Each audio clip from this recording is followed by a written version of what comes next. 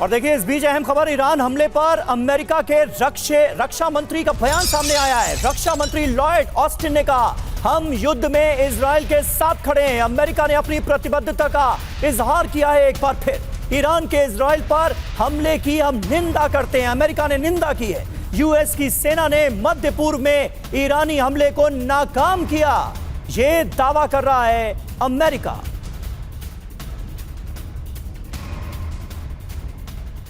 तो ईरान और इजराइल दोनों ताकतवर देश हैं और किसकी कितनी ताकत है ये भी जरा हम समझने की कोशिश करते हैं। स्ट्रेंथ क्या है दोनों की, तो देखिए ईरान की बात करें, रक्षा बजट 9.9 अरब डॉलर का। इजराइल की बात करें 24.4 अरब डॉलर। कोई तुलना नहीं है अगर रक्षा बजट के हिसाब से देखें तो।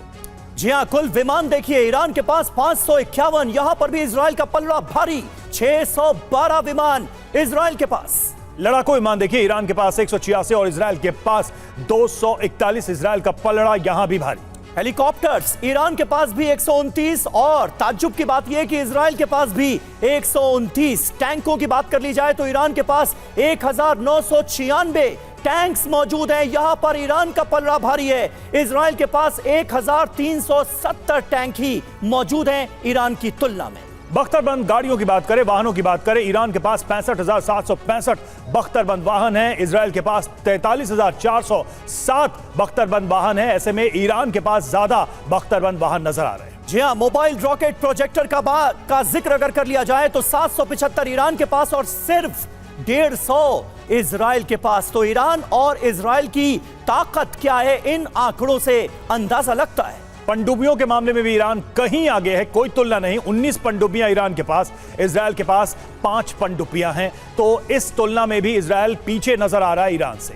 इसके अलावा फ्रिगेट ईरान के पास 7, इजराइल के पास कोई फ्रिगेट मौजूद नहीं है। यह तुलना इस वक्त बहुत जरूरी हो जाती है, ऐसे वक्त में जब ईरान और इजराइल के बीच जंग चल रही है। गश्ती जहाज देखिए, ईरान के पास 21 और इजराइल के पास 45। तो इस तरीके से ये सारी चीजें सामने आ रही हैं। और हवाई अड्डे कितने हैं ये भी महत्वपूर्ण है। ईरान के पास 319 हवाई अड्डे हैं, इजराइल के पास 42। इसका एक बड़ा कारण ये भी हो सकता है कि दोनों के एरिया में बहुत फर्क है। देश बहुत छोटा है इजराइल ईरान की, अगर तुलना ईरान से अगर उसकी हम तुलना करते हैं तो ये सारा हमने आपके सामने डेटा इसलिए रखा ताकि एक अंदाजा लगे कि किसकी ताकत कितनी है। बहल सर, ये कंपैरिजन ग्राउंड पर कितना इफेक्टिव होगा एक दूसरे के लिहाज से देखें तो ग्राउंड पर ये कितनी बड़ी रियलिटी होगी, ये तो कागजों की बात होगी। बिल्कुल, बहुत ही अच्छा क्वेश्चन रवि जी आपने पूछा है, क्योंकि एक क्वांटम कंपैरिजन करना सही नहीं होगा। क्यों सही नहीं होगा? क्योंकि दोनों के बीच में 2000 से 2300 किलोमीटर तक, 1400 से 2300 किलोमीटर तक का डिस्टेंस है। यानी कि ground to ground combat conventional तरीके से वॉरफेयर शायद ना हो, लेकिन जो बहुत महत्वपूर्ण चीज आती है इसमें वो बैलिस्टिक मिसाइल स्ट्रेंथ है। ईरान जो मिडिल ईस्ट का सबसे बड़ा बैलिस्टिक मिसाइल पावर है, ड्रोन पावर है, उनकी मिसाइल सिस्टम्स है सेजिल, खैबर, कासिम और साथ में जो अभी लेटेस्ट आई है फतेह। इनकी रेंजेस 2500 किलोमीटर से शुरू होकर 1400 किलोमीटर, यानी कि इवन फतेह भी आज इजराइल के सेंट्रल और सदर्न एरियाज में अटैक कर सकती है, जो कि आपने देखा। तो इनकी बैलिस्टिक मिसाइल पावर बहुत ज्यादा है और कहीं ज्यादा है आसपास के किसी भी कंट्री से। दूसरी चीज आती है एयर डिफेंस सिस्टम। जो इजराइल के एयर डिफेंस सिस्टम है वो भी लेयर्ड एयर डिफेंस सिस्टम है। वो शुरू होते हैं एरो 3, एरो 2 और उसके बाद डेविड स्लिंग और आयरन डोम के साथ। लेकिन जो वो क्यों नहीं रोक पाए इनके हमलों को बैलिस्टिक मिसाइल के? क्योंकि बैलिस्टिक मिसाइल में हाइपरसोनिक बैलिस्टिक मिसाइल का परसेंटेज शायद 30 या 40% होगा।